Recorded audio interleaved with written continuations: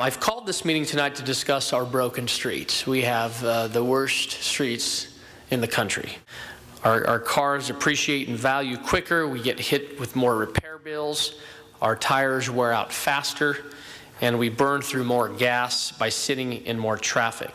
A national report says $750 in additional vehicle operating costs every year in the city of Los Angeles.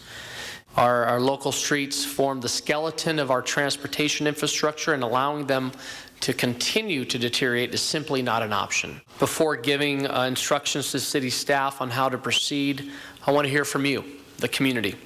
Residents, neighborhood councils, businesses, everyone's all encouraged and invited to weigh in. We have the largest and most congested municipal street system in the nation. It's comprised of approximately 28,000 lane miles of streets, approximately 70,000 city blocks. It's equivalent to a 10-lane freeway between the cities of New York and Los Angeles.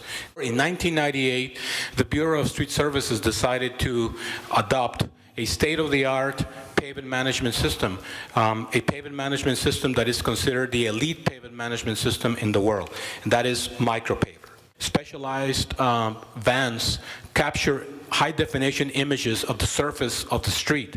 These images are analyzed, and this is how we score every pavement in the city of LA from 0 to 100.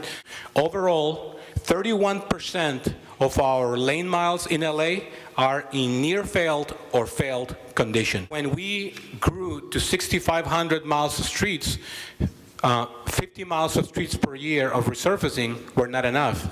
We had a street resurfacing cycle of once every 150 years. That is the reason why our street network deteriorated so rapidly. In the last 8 years, we have seen historical numbers.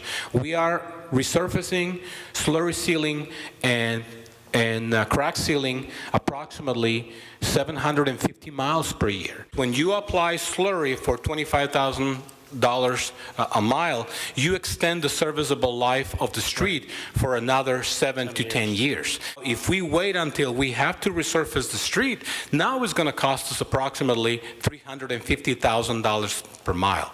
So slurry is the first form of defense to protect the integrity of a street.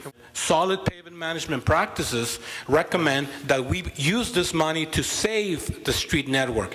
That's why we use this money to address streets that are in good, satisfactory, and in fair condition. And we use very little money to address the near failed and the failed streets. We have a backlog of 60 years for streets that require reconstruction. We don't have money right now to address the failed and near failed streets. Again, this is a historical problem. This is something that we inherited.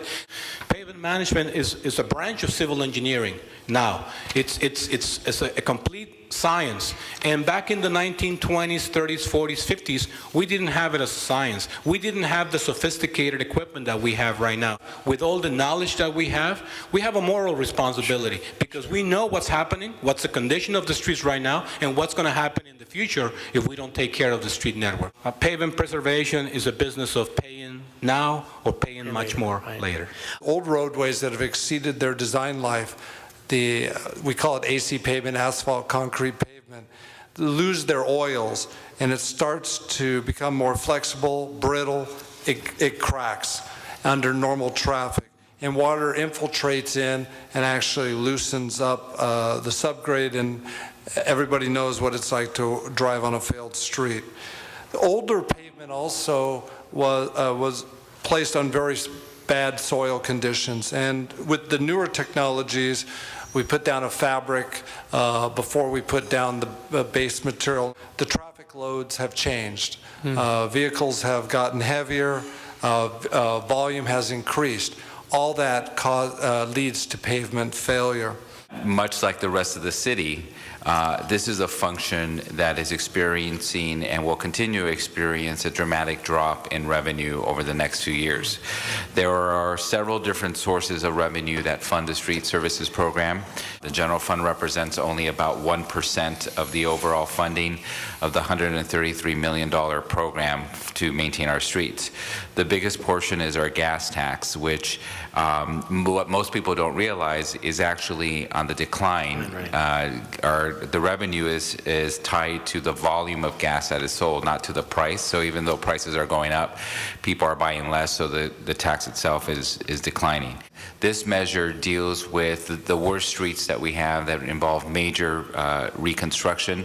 It's important to point out that you can't bond for slurry seal, and for the less intensive work, you could only bond for reconstruction and the heavier work that's required.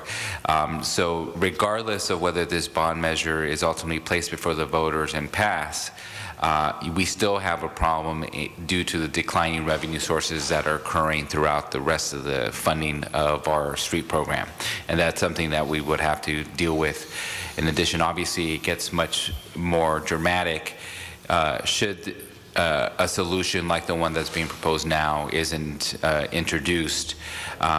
Ultimately, the city needs to start contributing more funding towards this program, and I think it's appropriate as we start addressing the structural deficit in the future that we start programming in general fund dollars. As part of the long-term planning for the city, it's important that we start funding this. The proposal that's laid out is, as you indicated, a $3 billion general obligation bond for the assessed value of your average property, which is about $350,000. We're talking about $121 over the life of the bonds per property owner for the average. And we're looking at a total of about 29 years, and then the fee schedule varies depending on what year we're at. We've identified a number of possible funding options. The reality, in my view, is the only one that really would work would be the general obligation bond. Once this money is spent and once this failed streets are brought up to acceptable levels, they must be maintained, and we're going to get ourselves back into the position that we find ourselves in today.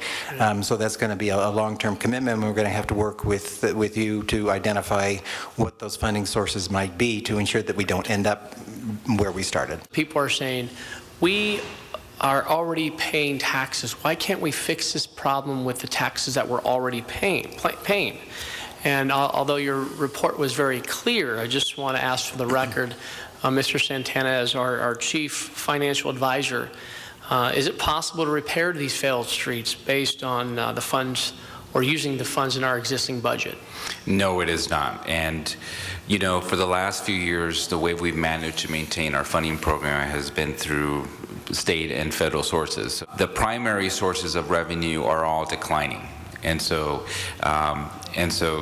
the reality is that without a new revenue source to deal with the most troubled streets, and without engaging a long-term plan to maintain it, as Gerry said, not to make those streets even worse, we'll continue to see a deterioration of the quality of our streets overall. There is some folks that are looking at legislation that would change the way that the gas tax is allocated. So far, nothing has been put forward, but essentially changing the methodology for collecting it, recognizing that people are using less gas, so the money itself is going down. So this is actually a national problem. My view is that we should have a youth impact statement, and everything that's done should be viewed through the lens of whether we're making the future better for our kids or not. And that's the way I would think about the street issue. I think you said it well, that we're going to either pay for it now or we're going to pay more later. And that's a sense in which our kids might be helped out by this particular bond issue. So in Pat Brown and Ronald Reagan and the first Jerry Brown administration, California jobs were growing at the rate of 40% every decade, more than 40% per year. Here in California have had zero job growth now for 2 decades. And that makes the decisions that are being made here in this council chambers extremely difficult, but very, very important, because you do not plan on some kind of surge of revenue growth that's going to make all the decisions easier going forward. Whatever bond indebtedness is issued, it has to be looked at with a great deal of scrutiny to make sure that indeed we are making the next generation of taxpayers better off rather than worse off. And now is a great time to issue debt. The governments have an incredible opportunity to borrow, issue bonds at low rates of interest, historically rates that you've never seen before. Right. But then it has to be a good debt, meaning it has to finance the acquisition of assets. When you look at the long term in California over the last decade, we don't really have any job gain, but recently we in fact have seen job gain in parts of California. Orange County, our neighbor to the south, their unemployment rate is below the U.S. and they're growing faster than the U.S., much faster. Same with the Bay Area. The coastal cities in California are growing faster than the U.S. and have unemployment rates either lower than the U.S. or very close to it, except for Los Angeles. And Los Angeles has been moving sideways. Wow.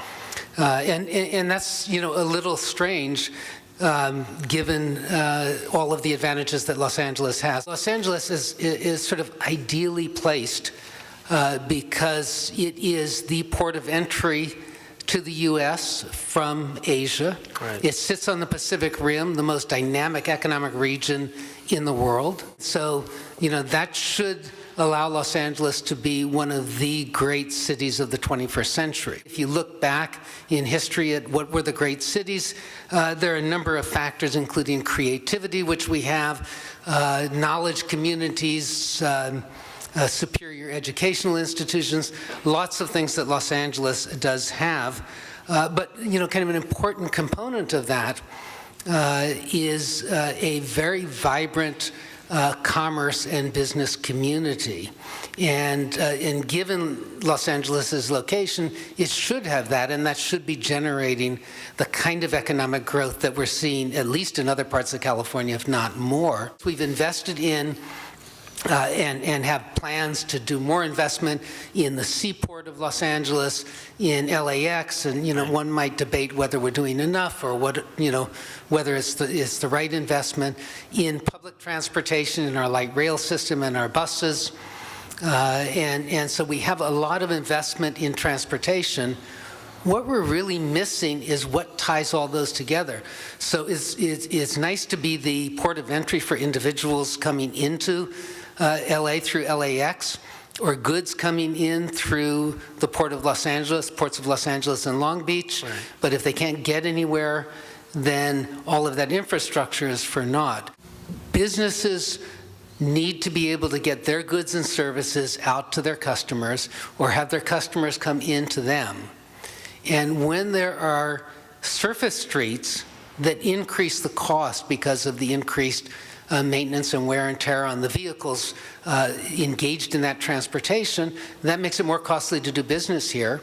And all other things being equal, you would be in Orange County or some other place rather than Los Angeles if the streets are crumbling. Upgrading the grid of streets in the city of Los Angeles, really not just lowering the cost to individuals who live here and happen to drive to the grocery store, but lowering the cost to firms for doing business in the city and making the city really appear as it is, as the city that's on the move to be the great city that it can be, and basically the capital of commerce for the Pacific Rim.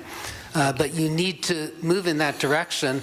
I think it's important to note, if you look at economic history, it doesn't stand still. It doesn't go sideways. And the data that you just saw from Ed Leamer was that Los Angeles is going sideways. Well, you don't go sideways forever. You either go down or up.